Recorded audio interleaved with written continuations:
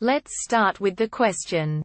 What is the most efficient way to level up my blacksmithing while conserving as much of my resources as possible? Okay, so on Skyrim I decided to start a new game and play as a Argonian blacksmith.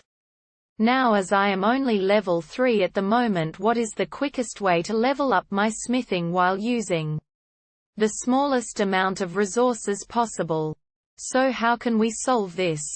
There are two possible answers. Answer 1. For the crafting skills, experience gain is based on the value of the created item. Look at the items you know how to make. Take the value of the object to be created and divide by the value of its ingredients. The item with the biggest ratio will, by definition, give you the most experience for minimal resources. Honing an item usually adds significantly to its value. But I don't believe you can see the final value before doing so. Experiment at least once at each skill level to find out exactly what your profits will be. This will become increasingly important as you graduate beyond making perkless garbage and your effective skill level gets almost doubled. Also, cache the best smithing enchantment you find in each relevant apparel slot. Gems have little use other than either selling or, for a small number of quests, giving away. You might as well earn smithing experience from them by turning them into jewelry before you sell them. Use the transmute spell to upgrade cheap iron ore to silver or gold. High value, experience. Little to no profit. Dwarven metal is ridiculously abundant. Take advantage of this fact by purchasing the Dwarven smithing perk and making large numbers of honed dwarven bows. Bows are the high-profit item associated with this perk. The ancient knowledge power earned for completing the quest Unfathomable Depths allows you to gain smithing skill 15% faster. In the end, if you approach your smithing like a businessman, business gecko, your experience will progress at its best rate.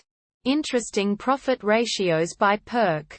As compiled from pages linked from USP's smithing page. Perkless Iron Armor 2. 84 Nord Hero Battle Axe 3. 09. Perhaps not that interesting. By the time you've rejuvenated the Skyforge, you'll have much better options.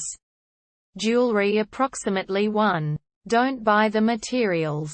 But when you do find a flawless diamond, you might as well make an amulet with a value of 1200 from it. Steel Armor 2. 86. While only a marginal improvement in profit ratio over iron, due to having a perk, honing at the armorer's table will effectively use almost double your skill level. Bonnemold Helmet 2. 88 Dwarven, Bow 4. 03 Elven Warhammer 2. 42 Chiton Heavy Armor 7. 22 Orcish, Armor 5. 10 Advanced, Steel Plate Armor 5. 39 Arcane Blacksmithing. At this point and beyond, you'll probably get the most advantage from honing found enchanted objects for which you have the relevant perk. But for the sake of completeness, Glass, Bow 2. 98 Ebony Bow 3. 2 Stalrum Bow 3. 0 Dedrick, Warhammer 3. 96 Dragonbone. If you've got this perk, you don't need experience. Answer 2. My preferred method is looting Dwemer ruins. Misolft is a good one. I've just returned with enough metal for 436 ingots after smelting. For dwarven metal ingots, then use these to make dwarven arrows. This is also fairly practical if you're an archer, you can't shoot necklaces.